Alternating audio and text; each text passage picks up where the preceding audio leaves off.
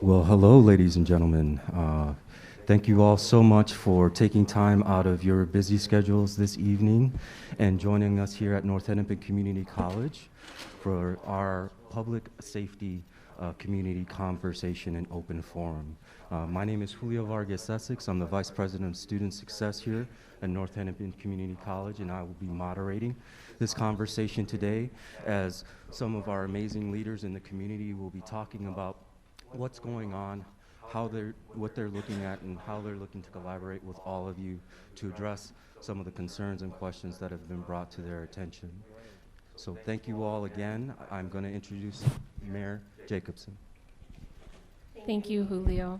Well, I want to first start out by thanking everyone that came out on the coldest day of the year to be here. And those of you that are watching remotely, we're kind of jealous, I have to say. I want to thank my council colleagues who are also probably tuning in. I don't see any in the room, but I'm sure they continue to support the work of our public safety in the community, and so I'm sure they're tuning in as well. I want to thank our city staff who work hard to put this together, including our police department as well as our partners. You're going to find out tonight that we don't do this work alone. We couldn't possibly do that, and that the power of relationships is real in Brooklyn Park, and that we need more and more strong relationships with those that can help us make a difference. So why are we here? I actually wish we didn't have to be. Overall crime in Brooklyn Park is down, but nobody wants to hear that because we have an unprecedented uptick in violent crime, in gun violence, in domestic violence. And so we find ourselves here tonight because we care, we are impacted, we are leaders, we are community members, and we are all affected by everything that is happening. Whether it's the shots fired, the people who are shot, sometimes who are killed, including children, it needs to be stopped. We haven't given up, we've only just begun. And we wanted to make sure that this discussion is about laying out the facts. Where are we at in Brooklyn Park? What are we doing?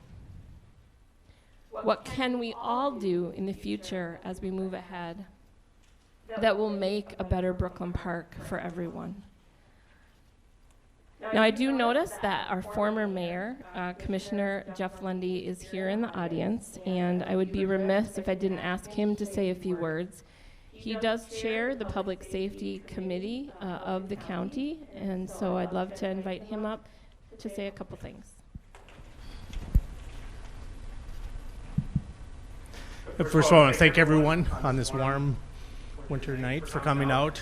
And so, you know, I think there's lots of things that people want to talk about, and there's a lot of things people don't want to talk about.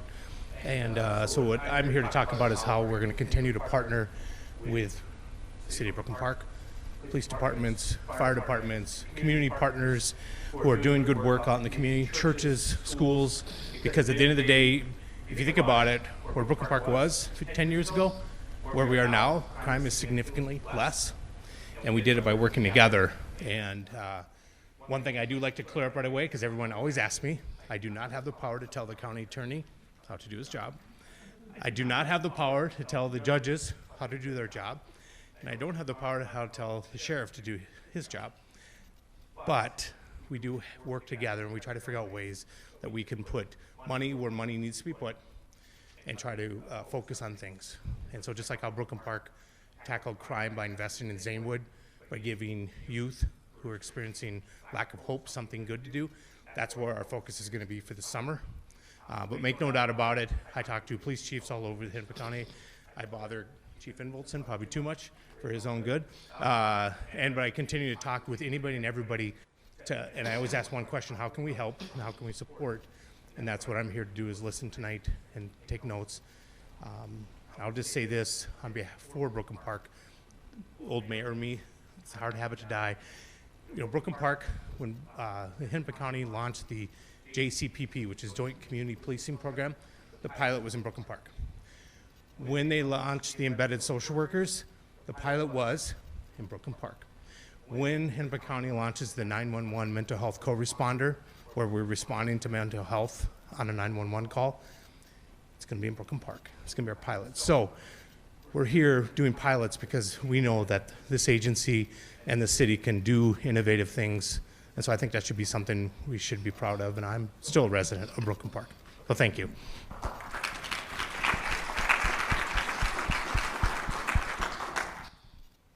Thank you, Commissioner.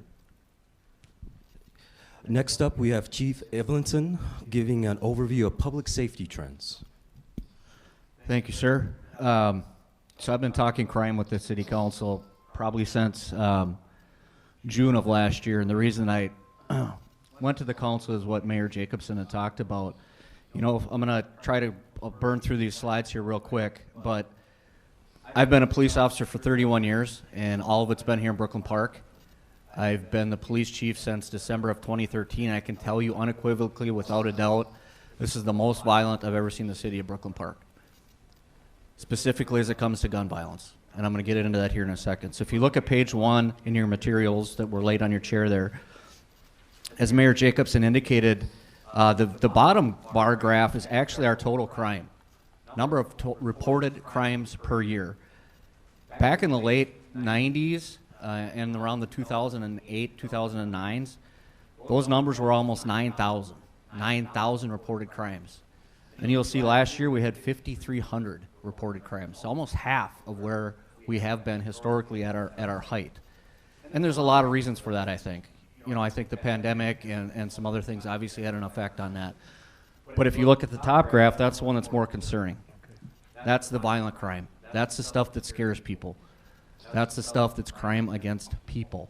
And specifically when it comes to violent crime, what caught my attention in 2020 was the number of gunshots that these officers were responding to. If you flip to the next page, that's the number of shots fired in the city of Brooklyn Park just in 2020.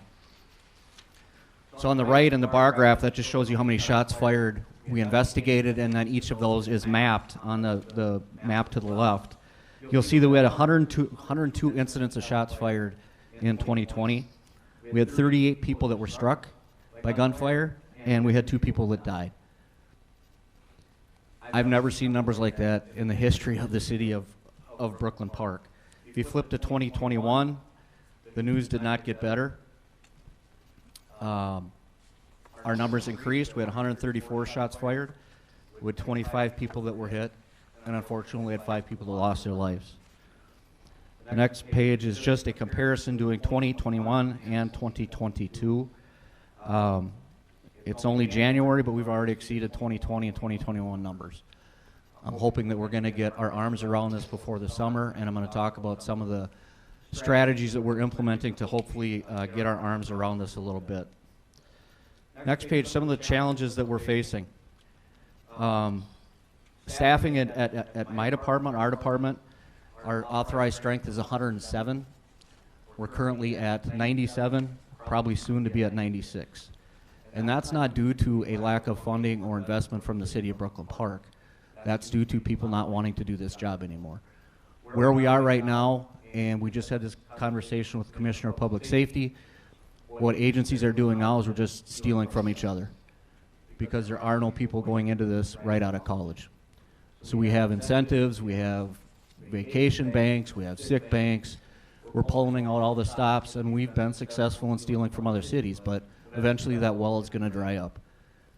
And if you talk to those that are providing law enforcement education, some of those are closing. They don't have the people that are applying to attend their college to get into law enforcement. Aside from our struggles with staffing, as you know, MPD is down in excess of 200. The city of Brooklyn Center, I don't know what their latest numbers are, but at one point they were half of their sworn staff of what they used to be. And geography tells you the nexus between Minneapolis, Brooklyn Center, and Brooklyn Park. A lot of our bad actors or bad players don't really know the boundaries between those 3 areas. So if you have limited police doing limited police work, you can imagine that results in a pretty significant challenge for us. We still have, as I shared, several chiefs and I did an interview with a local news station last June, and the gist of that story was to get the information out there that people are simply not cooperating with the police, especially on these shots fired call. Whether it's witnesses, a lot of times victims, no one's cooperating with the police. And there's a lot of reasons for that. I'm going to get into that a little bit when we talk about the pandemic. Commissioner Lundy already spoke a little bit about some of our frustrations with some prosecutorial decisions that have been made. It's my belief that whatever laws are on the books were created by legislators, and we are mandated to enforce those laws. But we have people making independent decisions outside of the legislative authority, deciding what laws they're going to prosecute and what laws they're not going to prosecute.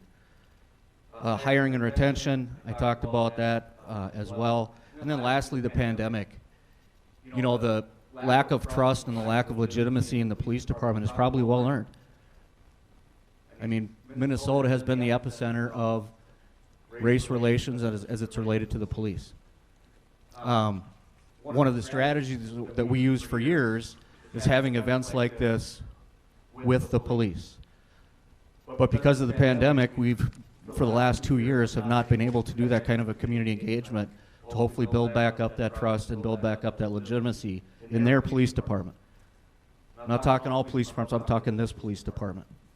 But it's been difficult to do that given as we all look around with our masks on. Some opportunities for us. We have outstanding staff at the police department. Of those 7 fatalities that I talked about related to gun violence, we solved all 7 of those.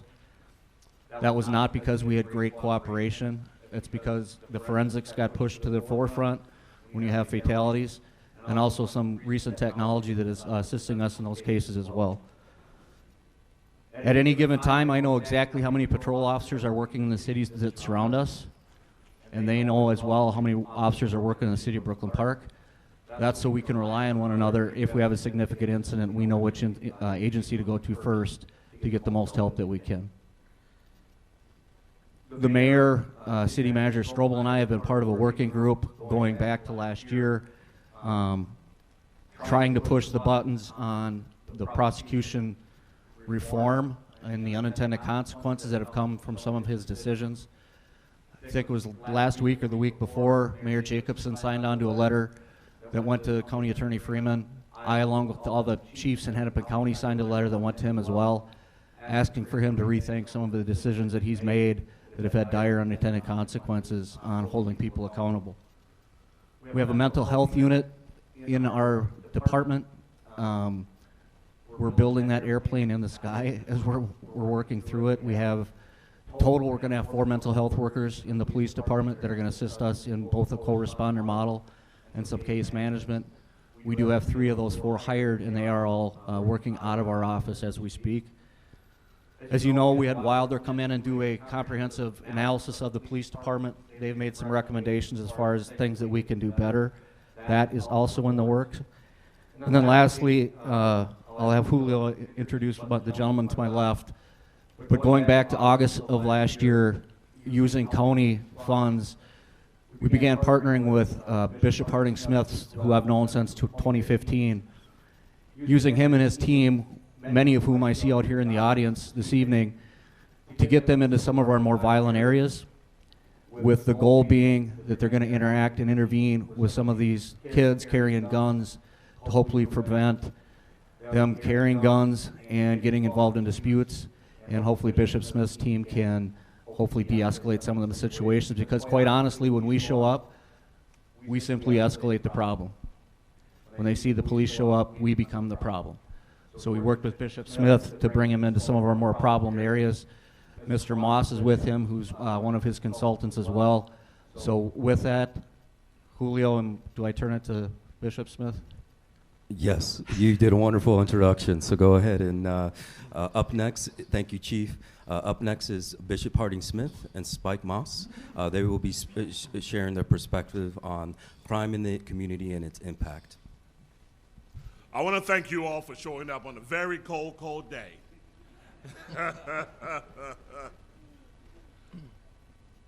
How did we get here?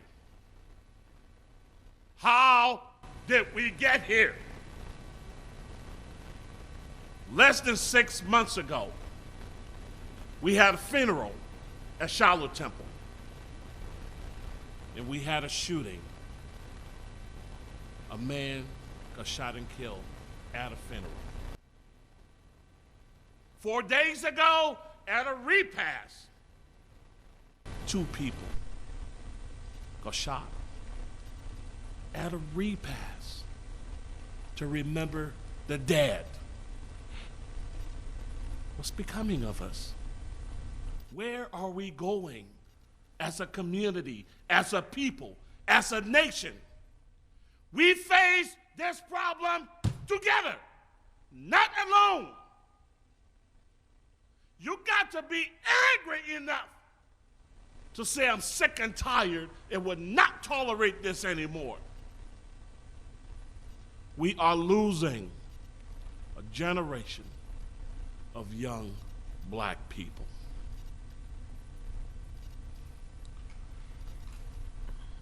Over 800 people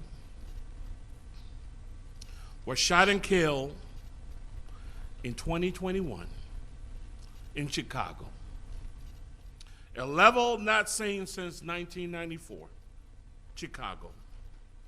In 1994, Chicago endured one of its deadliest years in at least a quarter century. Blacks were 80% of the homicide, according to the Cook County Medical Examiner Office, with at least 4,300 people shot. In Philadelphia, 2021 set a record with over 550 people murdered, and a lack of urgency at all levels of government to respond to this epidemic, creating a sense of lawlessness. Are you angry enough today?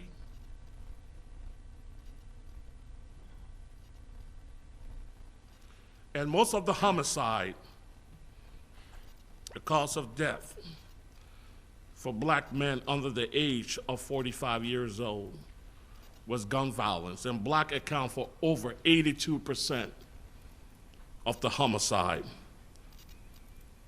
and 85% of the shooting victim in the city of Philadelphia. In 2021, 8 out of 10 gunshot victims in Minnesota were black, with over 650 people shot. Minneapolis recorded the highest number of homicides in 20 years, just one shy of the record set in 1995. What's happening to us? What's happening to us today as a people, as a community, as a nation? We see a trend that showed no signs of ending. We see people have acquired the taste for murder and have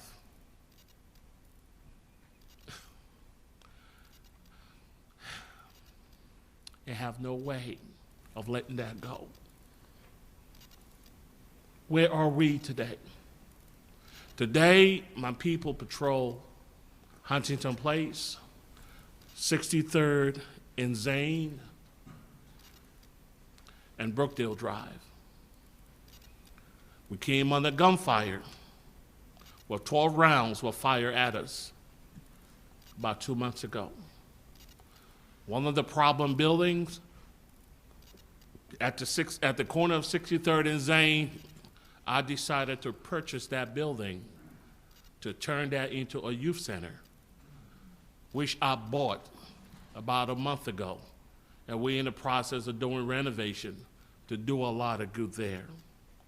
I say to you today, all of you, that while some officials have been screaming from the rooftop about gun violence plaguing our nation, nothing is going to change unless residents get involved in large numbers. These are our kids. They don't belong to the police. They belong to us. We need to take an approach that have not been seen before. You got to be mad enough of what's happening in your community. You got to be mad enough that the elderly cannot go shopping because somebody's out there preying on them to carjack them. You got to be angry enough to say no more. No more. We have to create a better way of life for our children. They are looking up to us. We got to change the mindset. The rap video, the Hollywood, the things that is messing up the head about fast money and all of these things, we got to change that and instill something better. These are our children. We got to say no. We will no longer tolerate crime. That we will speak up and speak out. I'm sick and tired of doing funerals. Young children, kids, killing kids. Are we mad enough to do something? The churches also have to take a lead. How many churches out there are having gathering like this? These kids belong to us. We don't want the police, but yet we cannot police ourselves. Something needs to change. Maybe today will be the spark. Maybe today will be the turning point where we can go to a funeral and feel safe and mourn our dead. Maybe it's a turning point where we can send our wives to do grocery shopping and not worry about her being carjacked. Let me tell you something. If you haven't been carjacked or had a gun in your face, the trauma just doesn't end there. It continues for a long time. You have nightmares. You deal with that. You worry about the security of your home. Do these people have your address? Do they know where you live? I'm not going to take too much of your time because I have my coordinator here, Spike. Spike, I'm going to turn this over to you. I said enough. Thank you.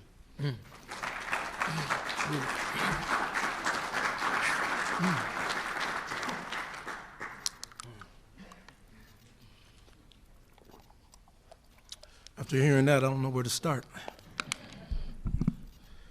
Let me first say, speaking to what he said, where did it start?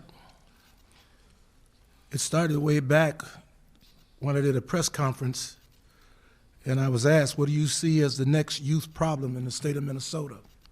I said, gangs. I've seen the first gang from Chicago and St. Paul on the street. Our chief, Tony Boza, then said, Spike Moss does not know what he's talking about. There are no gangs in Minnesota. And it was ignored. When it flared back up, Ryback was our mayor, and Don Samuels were our city council person. They said there'll be no funds in this effort to curb gang violence, and none was given. It's like a cancer sore allowed to grow. When you look at this problem, I was going over stats and stuff to try to share some with you. For example, which is disgusting, 0 to 11-year-old children, 2014, 603, the following year, 695, following year, 671, following year, 733, following year, 664, following year of that, 695.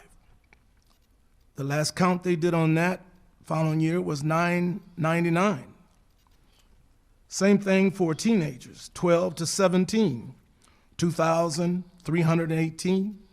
Following year, 2,695. Following year, 3,140. The following year, 3,256. The following year dropped down a little bit, 228, 82. The following year back up, 3,122. And the next year, 4,142. Without anybody interfering. The chief told me one day, Minneapolis, he said, the head of the FBI want to meet with you, Spike, so they can get engaged. And I said to him, go back and tell them I will meet with them when they do something about the shipment of dope dumped in our community, both sides of the river. When they do something about the shipment of guns dumped in our community in the hands of children, I'll meet with them. To this moment, from this summer, last summer, I've not heard from the FBI when they called out on the carpet to do their role. The bigger problem we have in the black community is called responsibility. Unfortunately for us, too much of that responsibility falls on single parents. You don't address the single parents, you don't address the feeder to the madness that come out of those homes. These are mothers that will go in a bedroom and find the gun, ask the child, what's the gun doing in my house, and give it to them to get rid of. These are mothers that go in there and find dope, tell the child they don't want the dope in their house and give it to the child to get rid of. We are all experiencing the irresponsibility of parents, be they male or female, that feed this situation. Every one of them children go home to a parent. Far too many of them.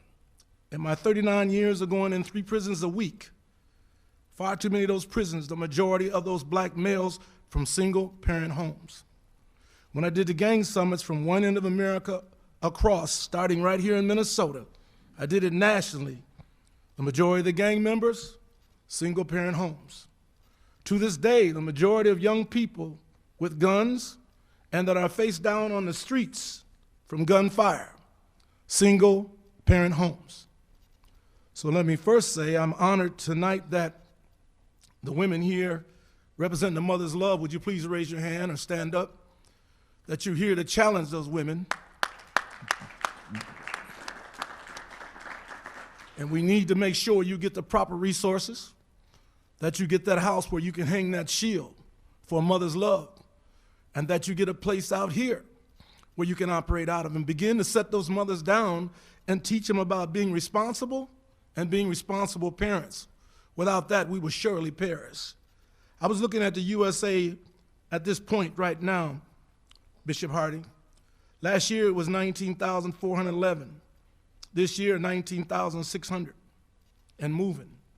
There's no state, no cabinet, nowhere where this problem is not the same. Where I live in North Minneapolis, on the corner of Lindale and Broadway, there is an open market of drugs. Never challenged, never shut down. The junkies are standing there side by side with the dealers. Unless we, as Bishop Hardin said, become responsible for our own children and stop lying about what the police need to do. The police don't know what you and your children are doing in your house. The police don't know who has the drugs in your house. The police don't know when your son got his gun. The police don't know when your son got in a gang or why is he still in a gang. That mother does.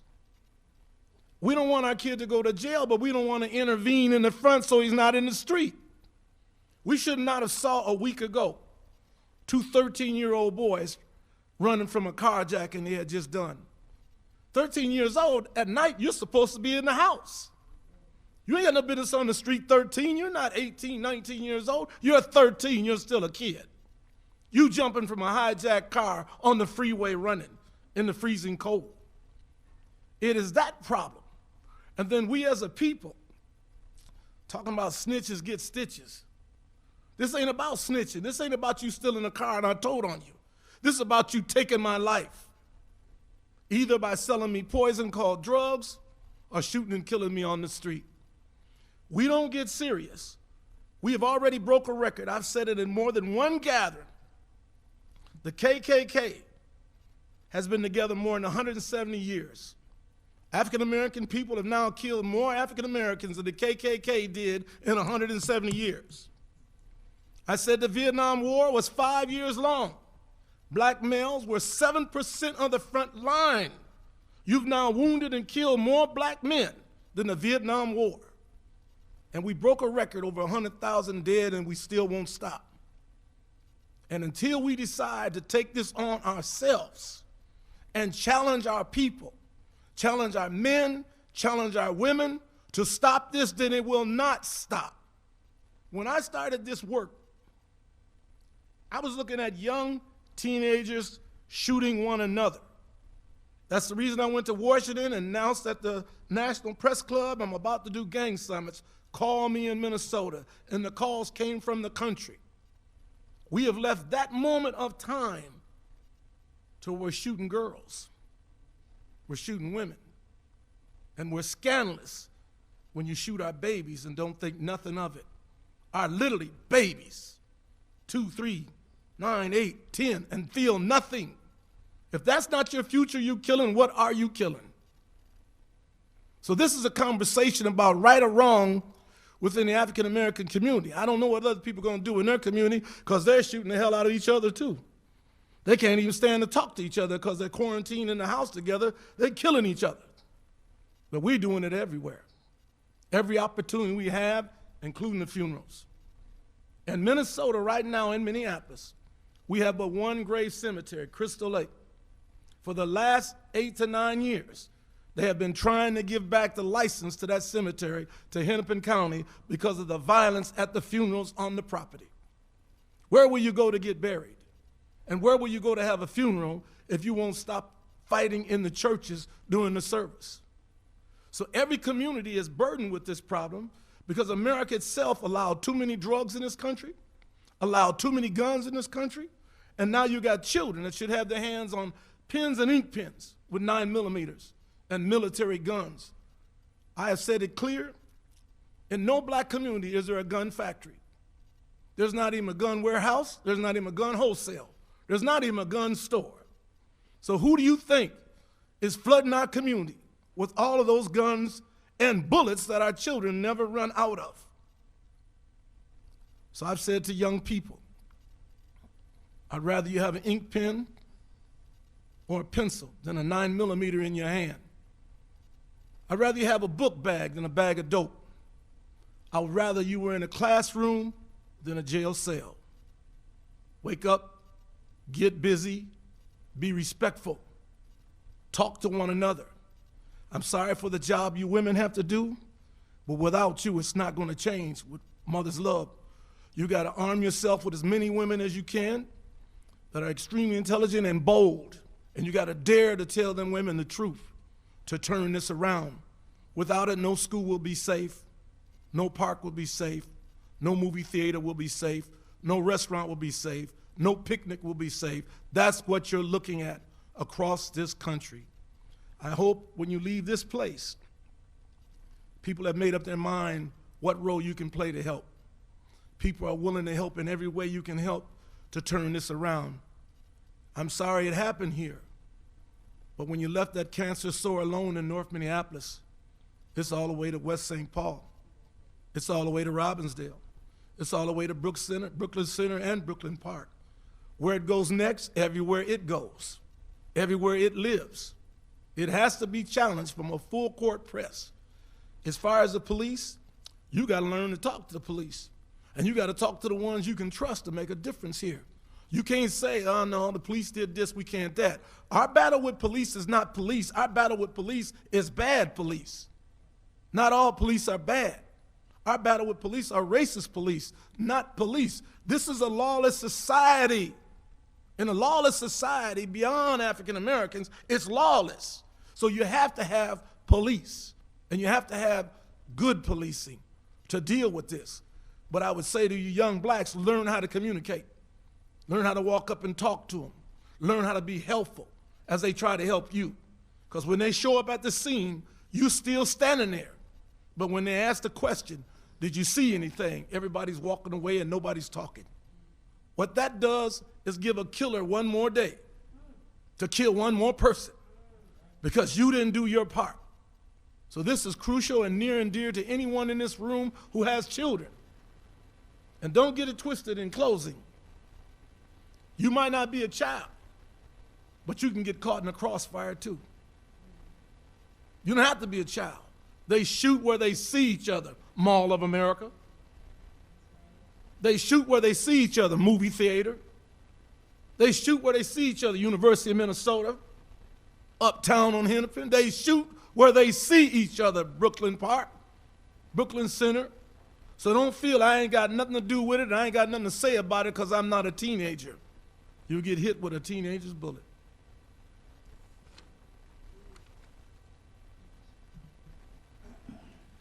Thank you so much, Bishop and Spike. I'm so sorry. We have a tight agenda trying to get through this. Thank you for your words of inspiration in your conversation with us today. Up next, we have Mayor Jacobson providing some strategies, and then we will have a Q&A time. Below your seat, there should be a little note card that you can write on. Please write on that and then hold it up. Somebody will come by and grab the card, and we'll try to read as many questions as we can. The questions that we don't read today and the questions that I have here will be posted on the Brooklyn Park website, the City of Brooklyn Park website, all the questions and the responses to those questions. So thank you again for coming, Mayor Jacobson. Thank you. I want to acknowledge Councilmember Morrison is here now. I want to thank Bishop Harding Smith, Spike Moss, and the chief. While today's conversation is clearly about public safety, I think we can't talk about that without first acknowledging how the ongoing pandemic has impacted the community. The people who live, work, and play here in Brooklyn Park have endured incredible things over the past couple of years. Many people, perhaps people in this room or watching, have sat at their kitchen table filled with stress about how to make ends meet, about how are we going to possibly have an online student in our home while I need to go to work. Small business owners had to make tough decisions. They've had to lay off staff, shorten hours, and sometimes in this community, they've closed their doors. Families have dealt with changes in education, and I've seen people in survival mode at every turn. Every single one of us has been changed forever by this pandemic. So amid all the chaos that COVID has brought, we continue to deal with increasing crime in this city. Just 2 months ago, a 5-year-old child who was visiting for Thanksgiving from Gary, Indiana, was shot and killed in this community when his 13-year-old cousin found a gun of his mother's boyfriend, who was out, should have been in jail, but was out. They were messing around with the guns in the garage, several 13-year-olds. The gun went off. His cousin is now dead. When you look at the maps that were handed out to you, you see a lot of dots on those maps. I want you to think about how every one of those dots represents victims. And not just the 5-year-old who was shot and killed. Clearly he was the victim.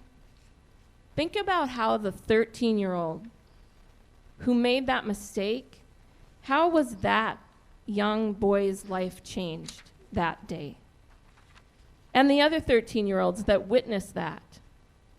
How about the mother of the 5-year-old who had to drive by herself back to Gary, Indiana without her child? And the mother who had the boyfriend who had the guns. Is she a victim? Will her life change? Every one of the people killed in this city last year will be missed by someone. Parents, siblings, friends, teachers, neighbors. So each of us has our own unique view of crime in Brooklyn Park. It depends sometimes on where we live. You know, do we live in an area where there are a lot of those dots?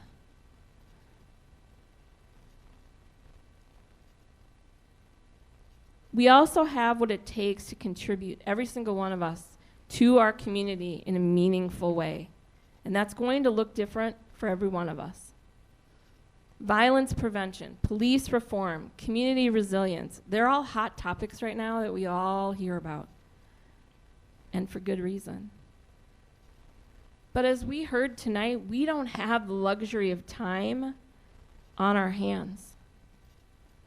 Every passing day, the first thing I do when I wake up in the morning is I look at my phone to see, were there shots fired? Was anyone hit? Where were the stolen cars? Where were the chases in my community? But the good news in Brooklyn Park, and news that I'm proud of, is that we aren't starting from scratch. As we've heard, community policing has been happening in Brooklyn Park for years with great success. Again, I talked in the beginning about relationships. Our police department has worked hard to build relationships within our diverse community, the communities within our community. We've also continued to work with partners throughout our city. And there are partners that we have not yet worked with, like Lisa Clemens' group, A Mother's Love, and we will be working together, I assure you. We have been doing work through our commissioner when he was the mayor, and through Antonio, through Cities United. But there are many ways to contribute that you can contribute right now. I often get calls and emails of people who say, I see what's happening. What can I do? On November 9th, we held a mentoring forum where we gathered up all of the mentoring organizations in the community, some of the school programs, and had people show up who said, I want to help. Because the biggest thing right now is that we need to get in the way of our kids. We need to show the kids in our community life through a different lens. One of the first volunteer positions that I ever did in this city years ago was when the old Zanewood was there, and Thursday night was teen night, and I went to volunteer there. And it's been really fun to watch some of those kids that I hung out with grow up. One is a teacher at Park Center, you know, grow up and be proud members of our community doing great things. One young man who I had the opportunity to mentor came from the family that ran the largest teen prostitution ring this country has ever seen. Every adult in his family was, still is, or always will be in prison. When he came to my house, he got to see life through a different lens. He also got to teach my kids a different way of thinking. If they were not respecting me, he knew what a great mom they had, because he didn't have that. And so he would be the first one to get in the way and say, hey, wait a minute. That young man has grown up to not one day be a criminal, and he was set up to be a criminal. He didn't spend one day in jail. He is an amazing young man, single dad, works hard each and every day of his life. He just texted me today. He's almost 30 years old now. It's not about me. It's not about you. It's about us making change with the children in our community. Do you have neighbor kids who come to your house because it's a safe place? Do something about that. If you don't have that, how do you go and meet your neighbors and truly know your neighbors? We all need to be tasked with that. Today is the day we don't have a choice anymore. We need to be looking at the leading indicators of the stuff that we're talking about here. The 13-year-olds with guns. How do we look at kids when they're 5 years old and get in their path so that they aren't the 13-year-old with the gun. So we have to decide as a community what kind of place is Brooklyn Park going to be. I believe that we get what we as a community allow. And we have to make change starting today. We need to pray. We need to listen. We also need to assume the best of one another. I have seen more adults act as bullies than I care to even talk about, and it is a sad state of affairs. We need parenting classes. We need to partner with organizations that are doing great work. Today is the day. This is the beginning. This is not the end. We want to hold this type of forum in each of our districts so that our council members can meet with their residents in the districts and have this very kind of conversation. So let's keep working hard together to have the Brooklyn Park that we all want, where we feel safe. We can do it together.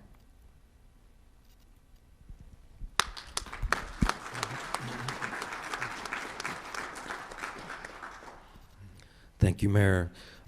At this moment in time, if you have a question, please remember to fill out the postcard, the note card, and then go ahead and raise it up. I've got a few questions here that I'll ask first, but then we'll make sure to grab those cards from you and to ask those questions.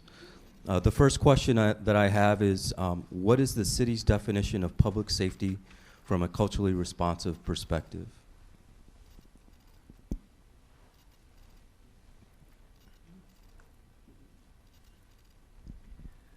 I had talked a little bit earlier about our purposeful engagement, and that goes back all the way to 2005, where the commissioner referenced the Joint Community Police Partnership. And where that really came from was Brooklyn Park was experiencing a large influx of the Liberian population. And to be blunt, there was a lot of conflict between the police and the then incoming Liberian population because of their experience with law enforcement in their country and having no idea what policing looks like here in the United States. As we've continued to evolve in Brooklyn Park and have different cultures join us, which seems like weekly, we work to engage those communities. And as I said when we first started this, it's been difficult the last 2 years. If there's a time that we need to be out having meetings like this with just the police, it's been over the last 24 months.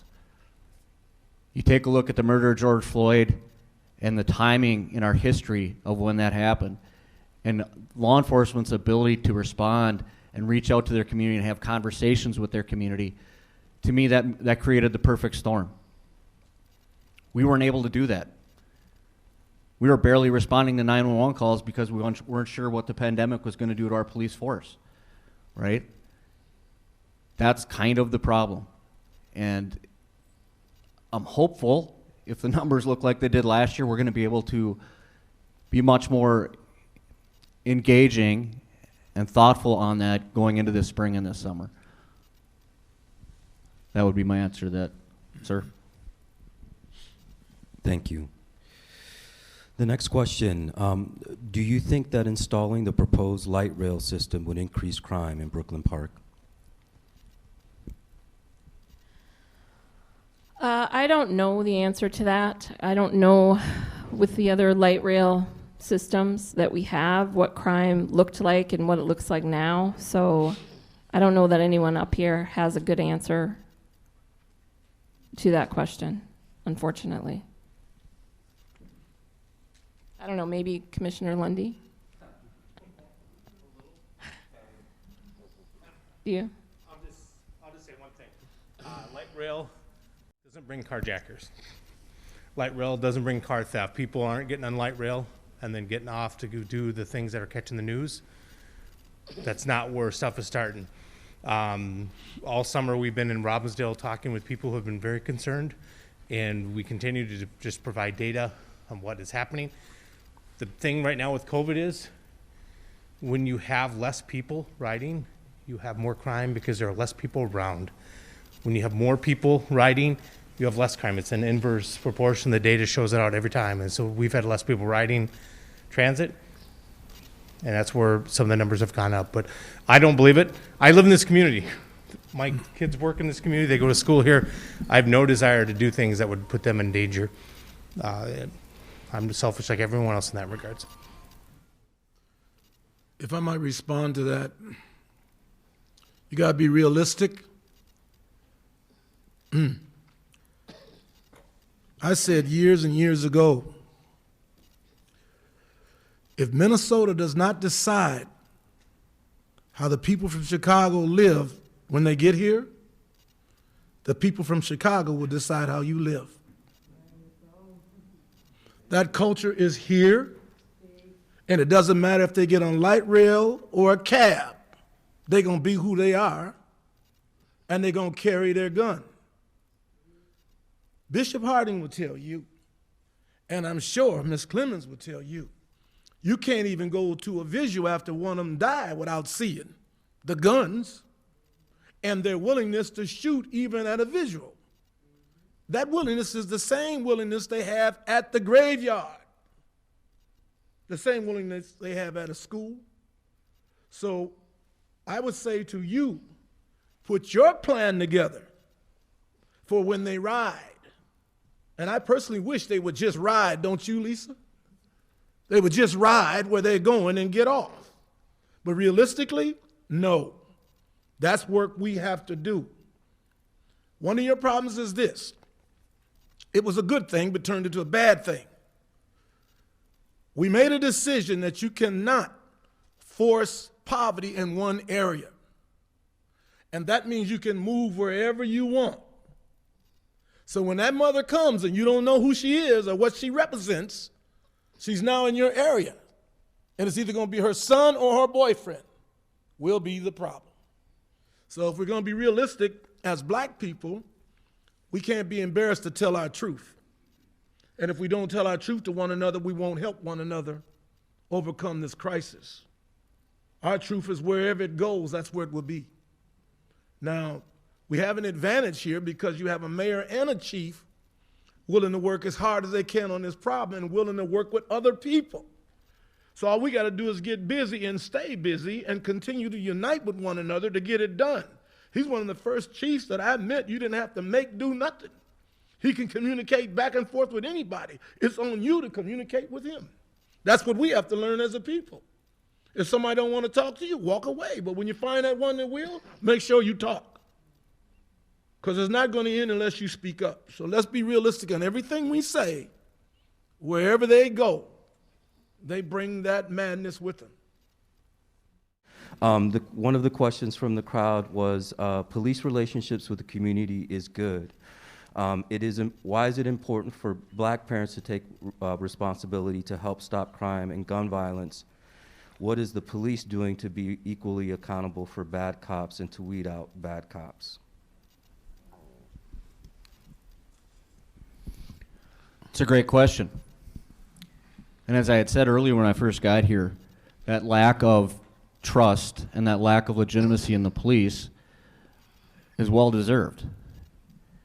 For whatever reason, Minneapolis and Minnesota over the last several years has drawn international attention from police misconduct. We're struggling to get that trust and that sense of legitimacy back because we're dealing with the community from behind masks and from our squad cars. That gets pretty impersonal. I can share with you our pledge is to get that trust back. The problem that we have, and I need to be real about this, is that communities have to understand, for whatever reason in this profession, we're all the same. That's not accurate. What I ask folks to do when I have meetings in this city is to judge your police department, the Brooklyn Park Police Department. Meaning when something happens in Stillwater or Atlanta or Tampa, I didn't have anything to do with that. But if we have something happening here in Brooklyn Park, I'll be the first one sitting here and talking to you about it. I guarantee you that. Okay? And as far as what we do about bad behavior and misconduct, I'll share with you any of the data that you need related to the complaints in the Brooklyn Park Police Department, the outcome of those complaints. Right? And it goes back a little bit to what the mayor had said, and I believe this wholeheartedly. However we behave as a police department is based upon what a community is allowed for their police department to do. Right? Our policies are based upon what our community says is acceptable. You grab a policy manual from any police department in the country, and they're all different. And the reason they're all different is each community has a different expectation of what their police should be doing. As you can see, Brooklyn Center's working on whatever Brooklyn Center's working on with non-armed traffic enforcement. That's what their community wants, and that's what they're going to have. We need to have those decisions here in Brooklyn Park if those are the discussions that we need to have. That's it, sir.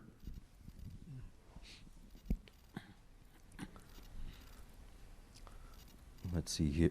The next question, what community partnerships have been formed to engage juveniles? I think we can both probably weigh in on this. Several community partnerships, I would say, first start out with our school districts. Our schools know our kids better than anyone, sometimes better than us. That's the strongest partnership that we have. And if your kid's school or your grandchild's school is not interested in partnering with us, that's a problem. We have other programs in our community for kids. We have one called Treehouse, which is actually where I met the young man I told you about. That is where judges in Hennepin County will sentence kids to go to Treehouse. This is the kid who's the bully in school, but also the kid who's being bullied. The one who is suicidal or cutting on themselves, or the one that's in a gang. So we have great programs within our community. That's why we did the mentoring fair, to bring them all together and make sure they have what they need to serve as many kids as possible, so that we can then identify the gaps. Where are we missing programs for our kids? This idea of a youth center on 63rd and Zane in a building that was a problem is amazing. I used to run a homeless youth drop-in center up in Anoka where kids who were precariously housed could come to take a hot shower, get food, get clothing, and get help to find a job, to get their ID so they can get a job, learn how to hold a job. You know, it's one thing to get the job, but being on time is the thing. And so we need to work as a community to identify those gaps, and then we need to fill those gaps with whatever that looks like.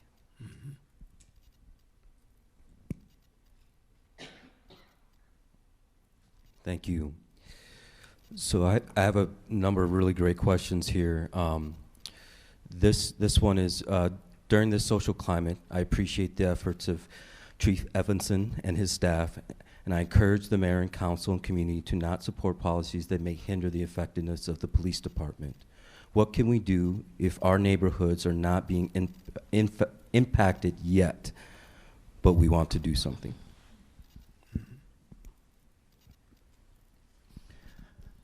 I can't speak for the mayor's desired outcome from this meeting, but for me it was twofold. One was simply to raise the awareness in the community that when they see these stories on the news, they think, oh, that's Minneapolis.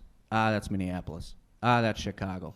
No, folks, it's happening here, right? And I was screaming from the rooftops back in June of last year, along with my other partners from Hennepin County, to try to get people to understand This urban problem is becoming a suburban problem when it comes to gun violence. So one, I wanted just to make people aware that you have these issues occurring in this community as well. Then number two, for me, it was to also make you aware of where potentially as constituents and voters, you could help us with state legislators, county attorneys, and et cetera. I'm not going to go into all of the things that I think we should go back to and potentially take a look at, but folks aren't aware of a lot of the policy changes that have been made related to bail, cases that are charged, not charged, and if they are charged, what's the outcome of that case? And I'm not talking 14, 15-year-olds here, folks. I'm talking hardened criminals that have been through the system numerous times, have numerous gun charges, and we're deciding that we're not going to do anything with those individuals, right? So that was why we penned that letter to the county attorney, demanding, requesting that he at least just sit down with us and listen to the unintended consequences. And I can tell you, a letter from the mayors is much more powerful than a letter from a police chief. And we all know why that is. She's 80,000 votes, right? I'm just a police officer. I have no control over what he does or doesn't do. But impact statements from community members and or victims, I think pushes the needle a lot further than a noisy police chief. There was a regional meeting, regional council of mayors meeting with some of the people that he's talking about, January 10th. I attended that meeting and sat and listened to a lot of stuff that I couldn't believe was being said. I raised my hand and I looked at our county attorney and I said, we had an attempted carjacking in the city of Edina and you deployed 2 special prosecutors. We lost lives in my community. We lost children's lives in my community. Where have you been? I have yet to hear from him.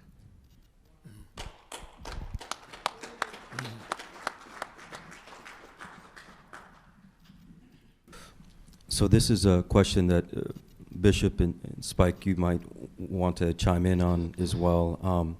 So now what? What are some of the things that can be done? How do we try and talk to someone who doesn't want to hear what we have to say?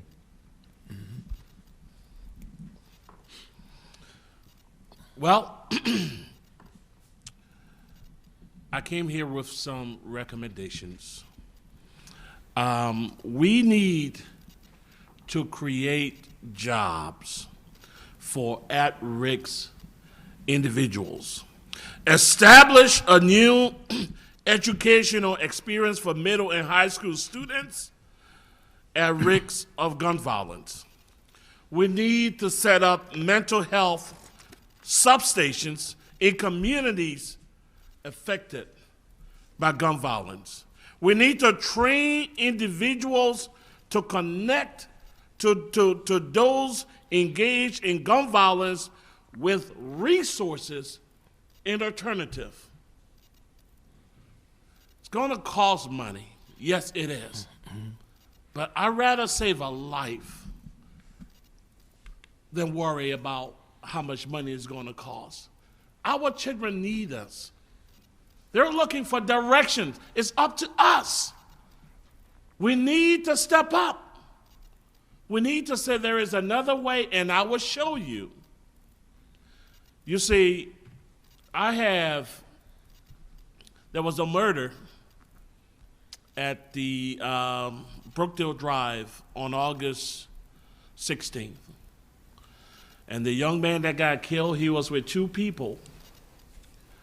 And she was there with him in the car.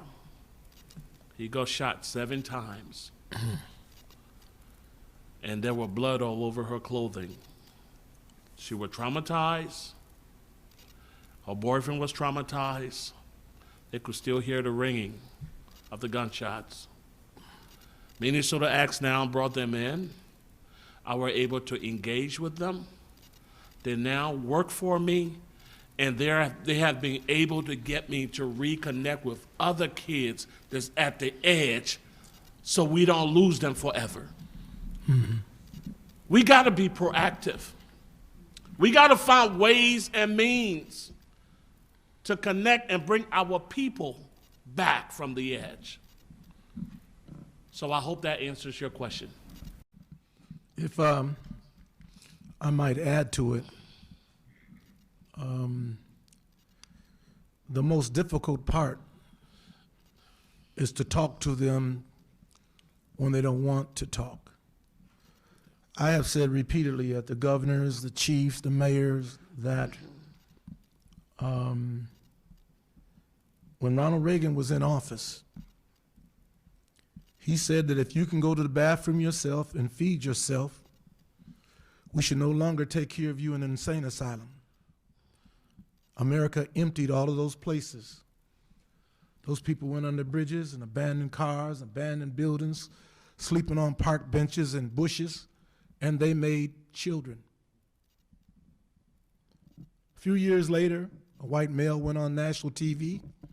He said, there's a new drug coming. It's going to be called crack cocaine.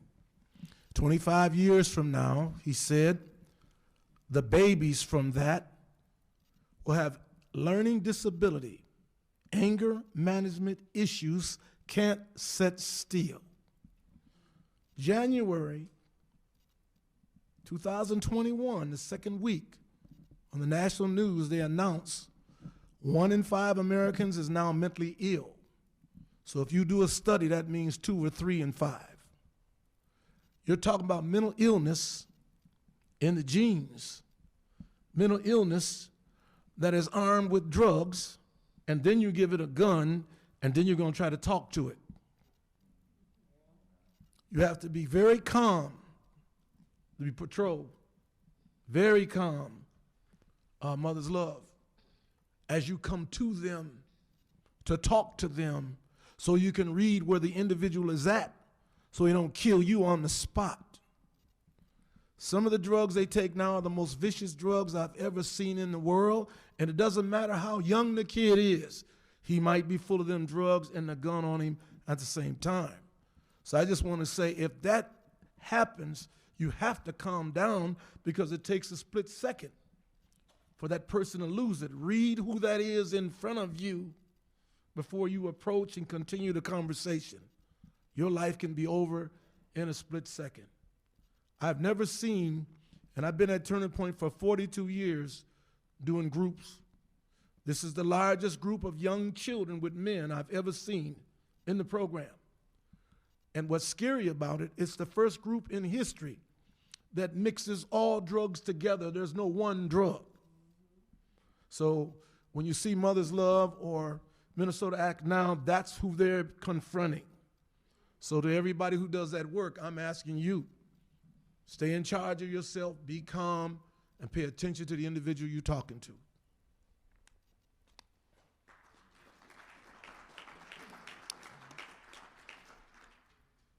Thank you. One of our, I think, simpler questions maybe, can we put cameras in parking lots? This is coming from a person who had stated that their car has been broken into last month off of Mississippi River in Dam Park.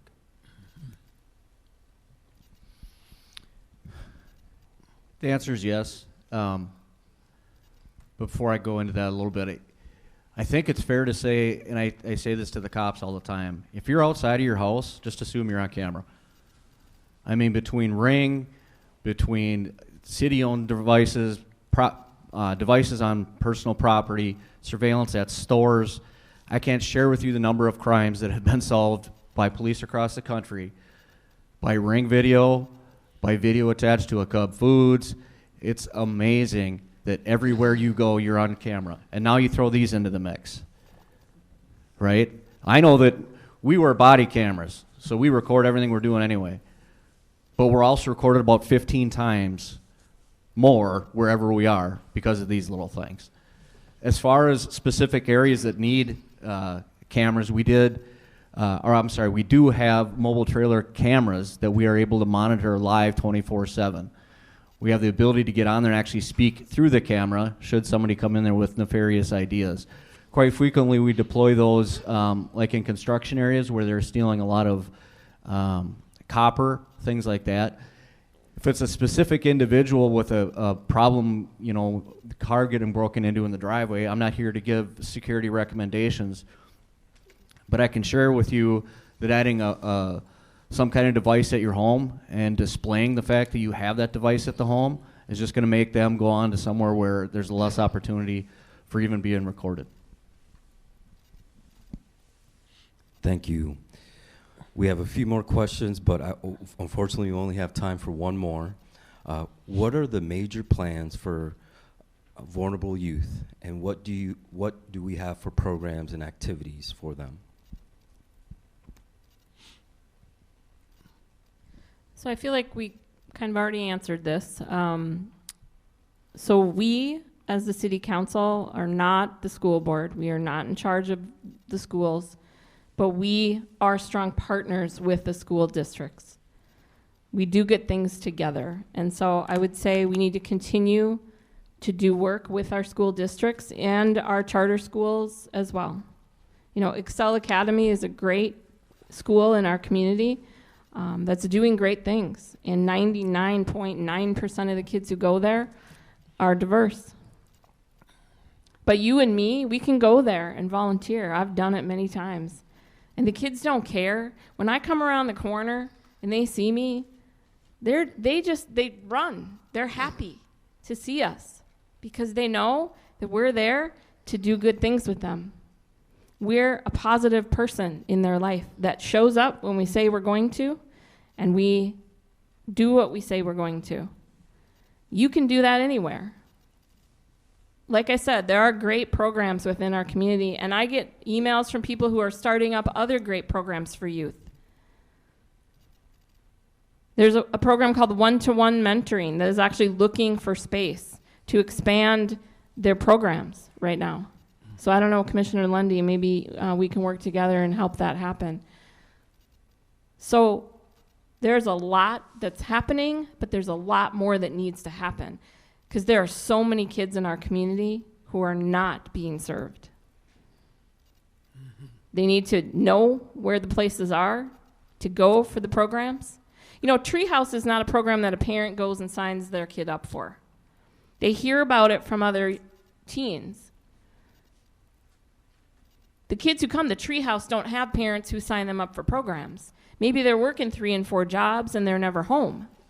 That's part of the problem too. And so we need to continue to look at those programs and just identify what more we can do with our schools. If I could just add to that real quick. As far as at-risk youth, there's a lot of different definitions of that.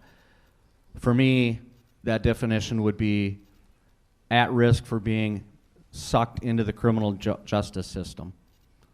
And it's difficult to get back out of there. The second one would be youth with mental health issues. For the first one, getting sucked into the juvenile justice system, we have great partners at Hennepin County. We have several diversion programs that we try to introduce kids into rather than getting them into the juvenile justice system, with the explanation that you only get so many strikes here by not showing up, by not graduating, before we have no choice but to put you into the criminal justice system. There's also a national initiative that then Mayor Lundy and now Mayor Jacobson have belonged to, which is called Cities United. That was a mayoral-led initiative with the entire goal being reducing the number of homicides in the African American community across the country by 50%. They have since morphed and done a lot of different things with their goals. But one of their goals that attracted me back in 2014 was that cities, you need to go find the kids that are I think they called them the violence makers. I don't know that I agree with that.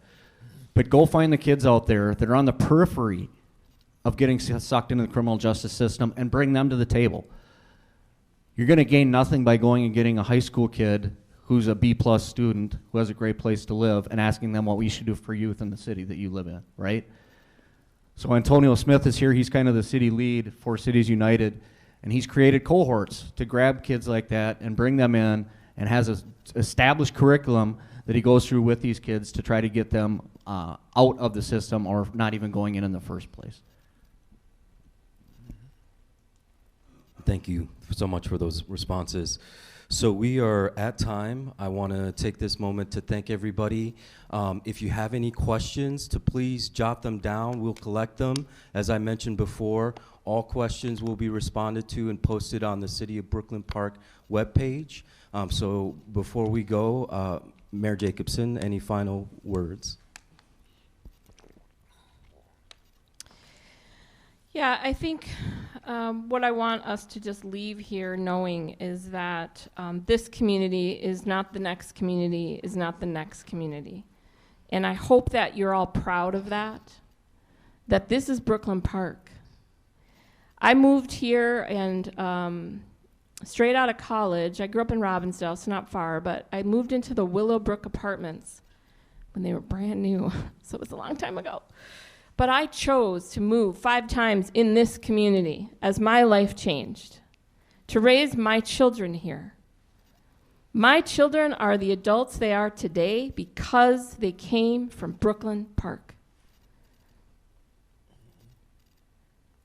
And so how do we go on as a community? Instead of fighting with each other, how do we come together to see real change? This is the beginning of that. And so I think outside there was a way to sign up and put in your information. We want to contact you. We want to let you know about the future things that we're going to do, future meetings like this, future opportunities, future partnerships. Because we can only get better from here. And that's helping one kid at a time make a change in their own life. I've heard one of these 2 guys say before, you can sell drugs and play with guns, and you're going to have one outcome for your life. You're either going to be dead, actually 2. You're either going to be dead or you're going to be in jail. So how do we show the kids in our community that life of success looking differently and actually living a life? Because dead or in jail is not a life that anyone wants to live. So let's do that. We can. We've got a lot of the right partners already in place. Great partnerships in the county, the schools, new partnerships to come. I'm excited for what this future 2022 will bring in this city. And I thank you for your time and your attention, and let's keep talking.